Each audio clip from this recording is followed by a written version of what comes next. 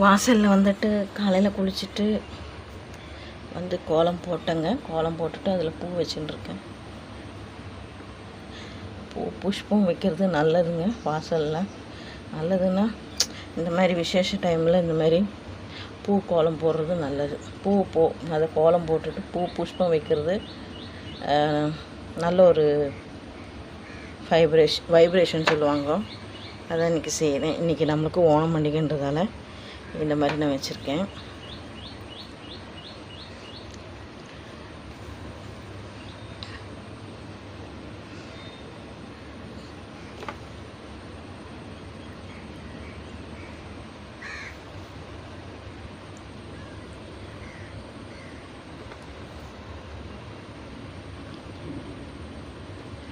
செவ்வந்தி பூ தான் இது.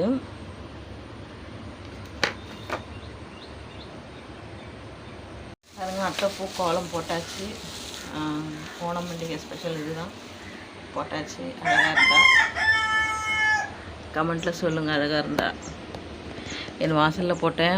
வீட்டு வாசலில் போடலை. வீட்டு வாசலில் போட்டால் அது தண்ணியெல்லாம் ஊற்றி கலைச்சிடுவாங்க பக்கத்து வீட்டில் இருக்கிறவங்க. இல்லைனா வந்துட்டு இந்த லாரி தண்ணி வந்து அதை ஏற்றிட்டு போயிடுவாங்க. அது எனக்கு மனசு கஷ்டமாயிடும். அதனால தான் என் வீட்டு வெளியே என்ட்ரன்ஸ் வாசலில் போட்டேன். இது இன்றைக்கி ஃபுல்லாக இருக்கணுன்றதுக்காக. சூப்பராக இருக்குதா? பூ நிறைய விலைங்க. அதனால தான் நான் இன்னொரு பூ கூட வாங்கலான்னு நினச்சேன். விலைன்றதால 2 கலர் பூ தான் வாங்கினேன். 3 கலர் வாங்கியிருக்கலாம். ரெட்டையில் தான் வைக்கணும். அதனால் 2ல் வச்சேன். இன்னும் 2 கலர் வாங்கியிருக்கலாம். பெருசாக போட்டிருக்கலான்னு நினச்சேன். சரி, ஓகே, பரவாயில்ல. இதுவே நல்லாயிருக்கா? நல்லா இருந்தால் கமெண்ட்டில் சொல்லுங்கள். சூப்பராக இருந்தால் சொல்லுங்கள். முதல்ல சாம்பாருக்கு பருப்பு எடுத்திருக்கேன். அந்த பருப்பில் வந்துட்டு வெந்தயம் 1 டீஸ்பூனு, சீரகம் 1.5 டீஸ்பூனு, மஞ்சத்தூள் 1 டீஸ்பூனு, பூண்டு 1 கைப்பிடி அளவுக்கு, தக்காளி 3 தக்காளி, கருவேப்பிலை 5 பச்சை மிளகா, 2 வெங்காயம். இதை போட்டுடலாம். உப்பு போட்டுக்கலாம். மூடி போட்டு நல்லா வேக விடலாம். இதில் பார்த்திங்கன்னா உருளைக்கிழங்கு, கருணக்கிழங்கு, வாழைக்காய், பூசணிக்காய் 2 பூசணிக்காய், மஞ்சள் பூசணிக்காய், வெள்ளை பூசணிக்காய், வெள்ளரிக்காய், கேரட்டு, பீன்ஸு, காராமணி, முருங்கைக்காய், கத்திரிக்காய், எல்லா காயும் இருக்குது. இதில் வந்து நல்லா வேக விடலாம். இதில் கொஞ்சம் மஞ்சத்தூள் போட்டுக்கோங்க. இதில் வேகிறதுக்கு இதுலேயும் அந்த காயெல்லாம் போட்டிருக்காங்க. இது சாம்பாரில் போட்டிருக்கேன் அதே காய் தான் இதுலேயும் போட்டிருக்கேன். இதில் மஞ்சத்தூள் இந்த சாம்பார் நல்லா பருப்பெல்லாம் வெந்துடுச்சு. இப்போ நம்ம இதில் சாம்பார் பவுட்ரு போட்டுக்கலாம். நான் போடுற சாம்பார் பவுட்ரு சக்தி சாம்பார் பவுட்ரு தான். இது செம்ம அருமையாக இருக்கும். இந்த சக்தி மிளகா பொடி சாம்பார் பவுட்ரு வீட்டில் அரைக்கிறதோட செம்ம சூப்பராக இருக்கும். இது வந்துட்டு மிக்ஸ் பண்ணிக்கலாம். இந்த சூடோடு தான் போடணும். அப்போ தான் வந்துட்டு நல்லாயிருக்கும். நம்ம வந்து முதல்ல போடக்கூடாது. சூடு அந்த சாம்பார் வெந்து இறக்குறோம், பருப்பு வெந்து இறக்குறோம்ல, அந்த சூட்டோடு போட்டால் தான் அது நல்லாயிருக்கும். இப்போ நம்ம இந்த பருப்பை வந்துட்டு அந்த காய் வெந்திருக்கல அதில் கொட்டிடலாம். இந்த காயில் கொட்டிடலாம். தேவையான தண்ணியை ஊற்றிட்டு நல்லா மிக்ஸ் பண்ணிடலாம். இந்த சாம்பார் பார்த்திங்கன்னா ரொம்ப அருமையாக இருக்குங்க. செம்ம சூப்பராக இருக்கும். எல்லா காயும் போட்டு செய்யும்போது அந்த சாம்பார் ருசி இருக்கும் பார்த்திங்களா, அபார ருசி. அது பயங்கரமான ருசிங்க. அது சொல்லவே முடியாது. அந்த மாதிரி ஒரு ருசி இருக்கும். இப்போ வந்து இது கொதிக்க விடலாம். இது ரொம்பலாம் கொதிக்க விட வேண்டாம். நம்ம கொஞ்சமாக கொதிக்க விட்டால் போதும். நான் இதில் வந்து புளியெல்லாம் ஊற்ற மாட்டேங்க. நீங்கள் வேணும்னா புளியை ஊற்றிக்கோங்க. எங்களுக்கு புளி ஊற்ற மாட்டோம். கொஞ்ச நேரத்துக்குள்ளே இது வந்து இதுவாகிடுங்க. அதனால் வந்து புளி ஊற்றினா சரியாக இருக்காது, நல்லா இருக்காது. புளி ஊற்றாமலே தான் செய்வோம். இப்போ இது கொதிக்க விடலாம். இது முக்கால்வாசி வந்து வேறு டைமில் தாங்க இந்த வாழைக்காய் போடணும். வாழைக்காய் முன்னாடியே போடக்கூடாது, இல்லைன்னா வாழைக்காய் குழஞ்சி போயிடும். அதுக்காக தான். அதேமாரி அவியலுக்கு செய்யும்போது ரொம்ப கொதிக்க விடக்கூடாது. சிம்மில் வச்சு தாங்க இதை நல்லா மெதுவாக வேக வைக்கணும். இதுக்கு காஞ்ச மிளகு, கருவேப்பிலை, சீரகம், சின்ன வெங்காயம், அப்புறம் வந்து பெருங்காயத்தூளெல்லாம் போட்டு நல்லா தாளிப்பு ரெடி ஆகிடுச்சு. இந்த தாளிப்பை வந்து இதில் போட்டுடலாம். இந்த தாளிப்பு போட்டால் தாங்க இந்த சாம்பார் ஹைலைட்டு. இந்த மாதிரி தாளிப்பு போட்டால் தான் ஹைலைட்டு. இப்போது இதை நம்ம இறக்கி வச்சுக்கலாம். சாம்பார் ரெடி ஆகிடுச்சு. இப்போ நம்ம இறக்கி வச்சு சேவ் பண்ணிக்கலாம்.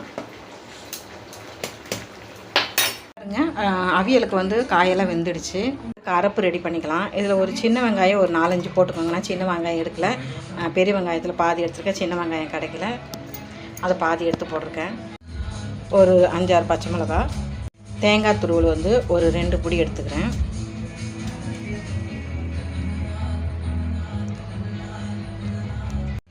1.5 டீஸ்பூன் சீரகம்,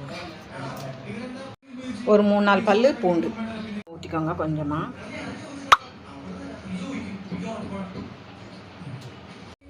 இந்த மாதிரி குறன்னு அரைச்சா போதும். அதுக்கப்புறம் நம்ம இதில் போட்டுக்கலாம். நல்லா மிக்ஸ் பண்ணி விடுங்க. உப்பு சேர்த்துக்கலாம். அவியல் ரெடி ஆகிடுச்சு. இப்போ தயிர் ஊற்றி நம்ம இறக்கிக்கலாம். தயிர் வந்து உங்களுக்கு புளிப்புக்கு ஏற்ற மாதிரி ஊற்றிக்கோங்க. இதை வந்து ஊற்றிட்ட பிறகு நம்ம இறக்கிடணுங்க. அவ்வளோதாங்க, அவியல் சூப்பராக ரெடி ஆகிடுச்சு. இப்போ தேங்காய் எண்ணெய் மேலே ஊற்றிட்டு இறக்கிட வேண்டியதுதான். அவியல் ரெடி ஆகிடுச்சு. இதுக்கு வந்துட்டு நம்ம முதல்ல இஞ்சி இது மாதிரி பொடிசாக கட் பண்ணியிருக்கோம். இது நல்லா ஃப்ரை ஆகணுங்க, அப்போ தான் நல்லாயிருக்கும். இந்த இஞ்சி நல்லா ஃப்ரை ஆகணும். இங்கே பாருங்கள், நல்லா இது வதங்கிடுச்சு இந்த இஞ்சி. இப்போ இதை நம்ம அள்ளி வச்சுக்கலாம்.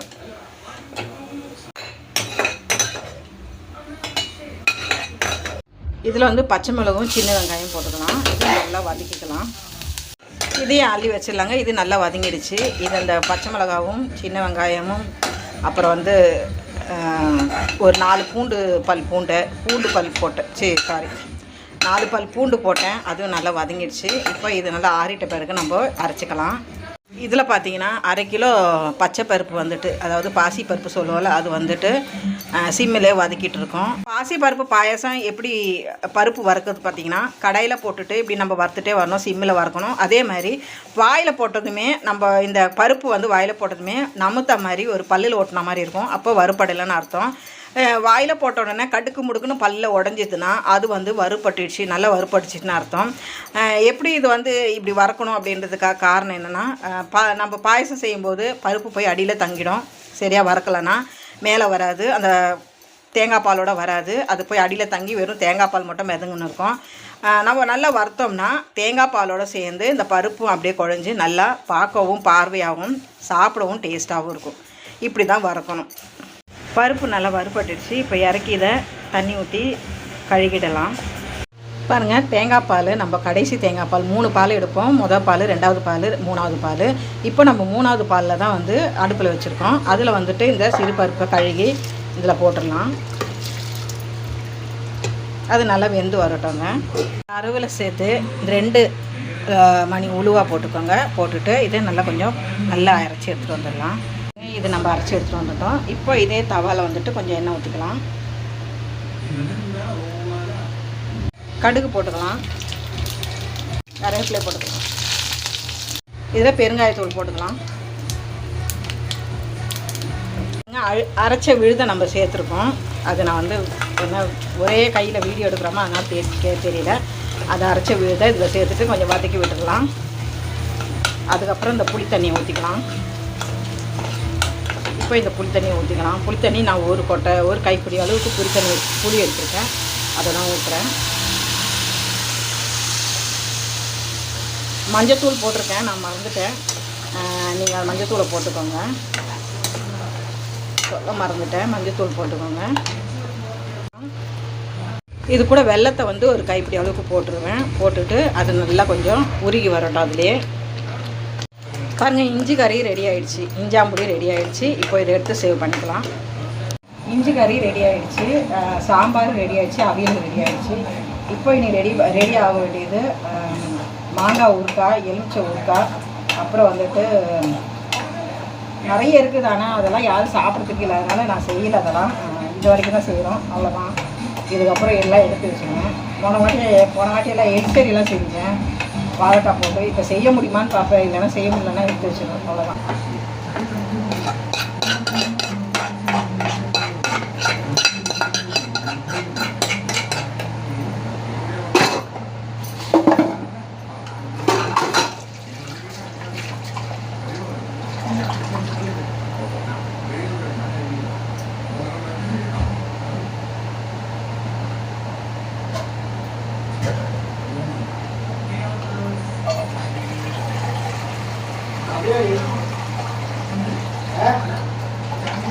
எல்லாம் எடுக்கணும்.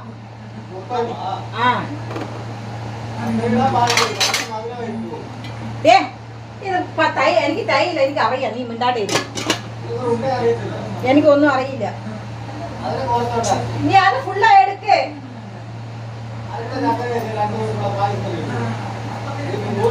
100 ഗ്രാം അല്ല 1/2 കിലോ എടുത്തിരിക്കുന്നത്.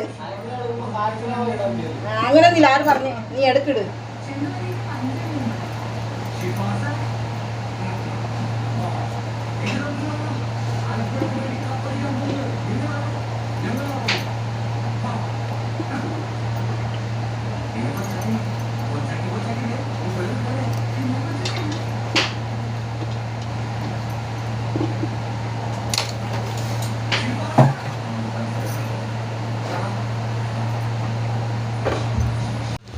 பாருங்கள், பருப்பு நல்லா வந்துட்டு வெந்துடுச்சு, 3/4 பாகம் வெந்துடுச்சு. இப்போ இந்த ஸ்டேஜில் நம்ம வந்துட்டு இந்த வெல்லம் வந்துட்டு சும்மா உருக்குறோம். அதில் மண்ணெல்லாம் இருக்கும், மண் இதெல்லாம் இருக்கும், தூசியெல்லாம், அதெல்லாம் வந்து வடிகட்டிட்டு இதில் ஊற்றிடலாம். உருக்கியதை இதில் ஊற்றலாங்க. உருக்குனதில் இது வந்து இந்த மண்ணெல்லாம் இருக்கும்ல, அதனால இந்தமாரி பண்ணியிருக்கோம். அதாவது சூடு காட்டியிருக்கோம். சூடு காட்டிட்டு அதுக்கப்புறம் வடிகட்டி இதில் ஊற்றிக்கலாம். பார்த்தீங்களா, அடியில் பார்த்தீங்களா எவ்வளோ மண் திப்பியெல்லாம் இருக்குது. இதெல்லாம் அதில் போச்சுன்னா மண் வயிற்றுக்குள்ளேயும் போகும். பார்த்தீங்களா, அதனால தான் இப்படி பண்ணால் நம்மளுக்கு எப்போவுமே சேஃபு. ஓகே, இதை நல்லா மிக்ஸ் பண்ணி விடலாம்.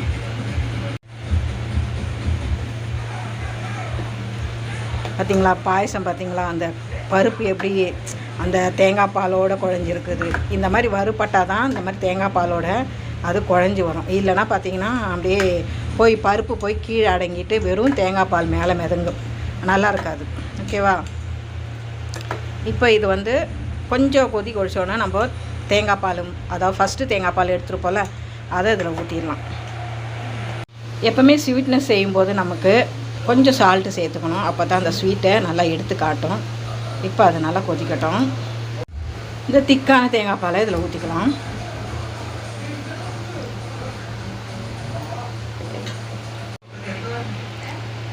இது ஒரு நல்ல கொதி வந்தோடனே நம்ம இதுக்கு இந்த பருப்பு, முந்திரி பருப்பு, திராட்சையெல்லாம் நம்ம எண்ணெயில் வறுத்து போட்டுக்கலாம், நெய்யில் வறுத்து போட்டுக்கலாம்.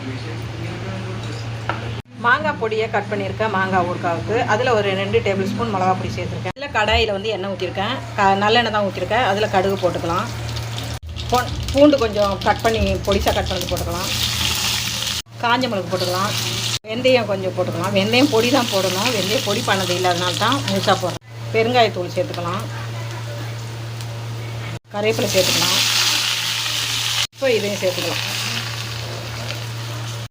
இந்த மாதிரி முதல்ல கிளறிடுங்க, அந்த மிளகா பொடி வாசனை போகிற வரைக்கும்.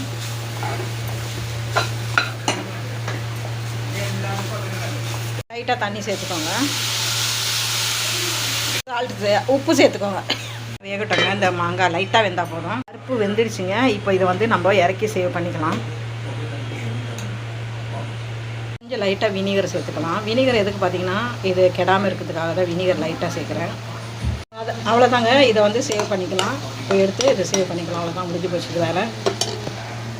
பாருங்கள், இதில் வந்துட்டு நம்ம முந்திரியும் திராட்சையும் போட்டிருக்கோம். இது நம்ம வறுத்து அதில் போட போகிறோம். பாயசத்தில் நெய்யில் தான் வறுக்கிறோம்.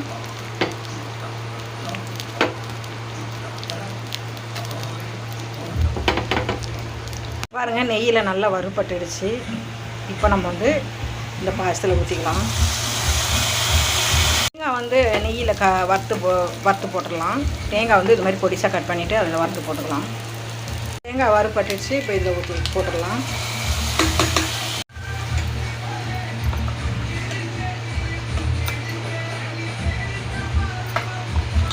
பாயசம் செம்மையாக இருக்குங்க, அருமையாக இருக்குது. சேவ் பண்ணிக்கலாம். இதில் கடுகு போட்டுக்கலாம். கடுகு போட்டாச்சு, வெடிக்குது. காஞ்ச மிளகு போட்டுக்கலாம். கொஞ்சம் வெந்தயம் போட்டுக்கலாம். கட் பண்ண பூண்டு, கருவேப்பிலை, பெருங்காயத்தூள், பொடி, வேக வச்ச எலுமிச்சை பழத்தை இதில் போட்டுக்கலாம். நல்லா மிக்ஸ் பண்ணுங்க.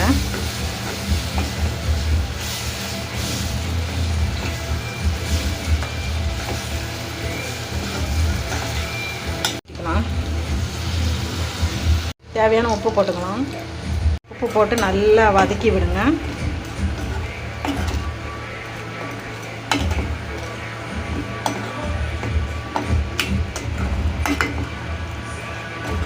எலுமிச்சை பழம் ஊறுகாய் ரெடி ஆகிடுச்சு. இதில் வந்து கடுகு தூள் பண்ணி போடணும். அது வந்து உங்களுக்கு காட்ட முடியாமல் போயிடுச்சு. கடுகு தூள் பண்ணி இதில் போட்டேன். அது வீடியோ விட்டுடுச்சுன்னு நினைக்கிறேன், என்னன்னு தெரியல. அந்த வீடியோ கட் ஆகிடுச்சு. அதனால் கடுகு வந்து நல்லா கொஞ்சம் ஒன்றும் பாதியமாக நசுக்கி போட்டுருங்க. அப்போ இன்னும் டேஸ்ட்டு கூடும் இல்லை. இப்போ வந்து இறக்கி சேவ் பண்ணிக்கலாம். அப்பளம் வறுக்கிறதுக்கு அடுப்பத்தை வச்சுருக்கோம். பப்படம் தாங்க பார்த்தேன், பப்படம் கிடைக்கல, அதனால் அப்பளம் கிடைச்சிச்சு. பப்படம் இருந்தது தான் கொஞ்சம் நல்லாயிருக்குங்க சாப்பாடு. இவர் அப்பளம் வாங்கி வந்திருக்காரு. இப்போ இது ஒன்று ஒன்றா பொரிச்சிடலாம். ஹாய் மக்களே, எல்லாருக்கும் வணக்கம். இன்றைக்கி நம்ம வீட்டில் ஓன ஸ்பெஷல் இது தான். எல்லாம் காய் போட்ட சாம்பார், அதுக்கப்புறம் பார்த்திங்கன்னா அவியல், எல்லா காயும் இருக்கும் இதில். அவியலுக்கு உண்டான காயெல்லாம் போட்டு அவியல் செஞ்சுருக்கேன்.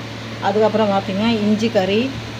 இது செம டேஸ்ட்டாக இருக்குங்க, எவ்வளோ நாள் கூட வச்சு சாப்பிட்லாம். அதனால கொஞ்சம் சூப்பராக இருக்கும். அதுக்கப்புறம் பார்த்திங்கன்னா எலுமிச்சப்பழம் ஊறுக்காய், எலுமிச்சப்பழத்தில் வந்து ஊறுக்காய் செய்வோம், அது செஞ்சுருக்கோம். அதுக்கப்புறம் பார்த்திங்கன்னா மாங்காய் ஊறுக்காய். இதெல்லாம் ரொம்ப நாளைக்கு இருக்கும், அதை டப்பாவில் போட்டு வச்சோம். இது மாங்காய் ஊறுக்காய். அதுக்கப்புறம் பார்த்திங்கன்னா சிறுபருப்பு பாயசம். நல்லா எவ்வளோ அழகாக வந்திருக்கு பாருங்கள். சிறுபருப்பு பாயசம் அப்படியே மோந்தி குடிக்கலாம் போல இருக்குது, அந்த மாதிரி இருக்குது. அதுக்கப்புறம் பார்த்திங்கன்னா அப்பளம். அப்புறம் வந்து சிப்ஸு. எப்போவுமே ஓணத்துக்கு இது இருக்குது, மெயின் இது தான். இது இருக்கும். அப்புறம் சக்கை சிப்ஸ் இருக்கும். சக்கை சிப்ஸ் கிடைக்கலைங்க, அதனால் இந்த சிப்ஸ் மட்டும் தான் வாங்கியிருக்கோம். அப்புறம் வாழைப்பழம். அதுக்கப்புறம் எப்பவும் போல் நமக்கு சாதமும் ரெடியாக இருக்குது. இதாங்க இன்றைக்கி நம்ம வீட்டு ஸ்பெஷல். சூப்பராக இருந்தால் லைக் போடுங்க, கமெண்ட் போடுங்க. புதுசாக பார்க்குறவங்க என்னோடய சேனலை சப்ஸ்கிரைப் பண்ணி பெல்லைக்கை வந்து ப்ரெஸ் பண்ணி வச்சுக்கோங்க. அப்போ தான் நான் போடுற வீடியோலாம் உங்களுக்கு நோட்டிஃபிகேஷனாக வரும். இந்த வீடியோ ஃபுல்லாக பார்த்து லைக் போட்டு கமெண்ட் போட்ட எல்லா மக்களுக்கும் ரொம்ப ரொம்ப நன்றி. அடுத்த வீடியோவில் அடுத்த ரெசிபி சந்திக்கிறேன். அது வரைக்கும் உங்களுக்கு நான் விடைபெறுகிறேன். உங்கள் ராதிகா மனோஜ். இந்த வீடியோ பிடிச்சவங்க கண்டிப்பாக லைக் போடுங்க. முதல்ல இஞ்சி கறி, அப்புறம் மாங்காய் ஊறுக்காய், அப்புறம் எலுமிச்சை ஊறுக்காய்,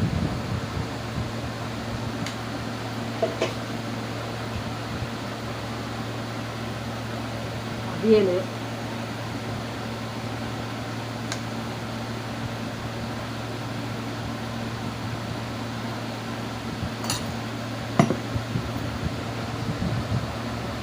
பாயாசம்,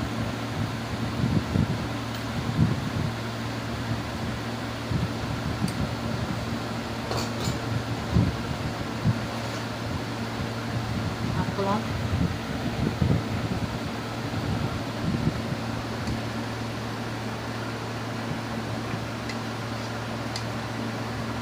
சாம்பார்,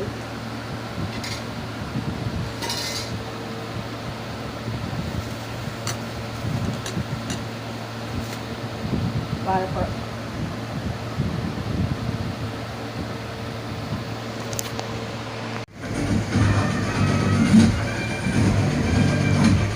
இதுதான் இன்று நம்ம வீட்டில் ஓணம் பண்டிகை ஸ்பெஷல்.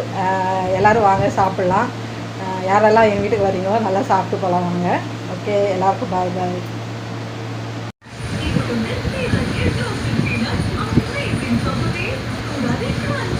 அருமை, சூப்பர்.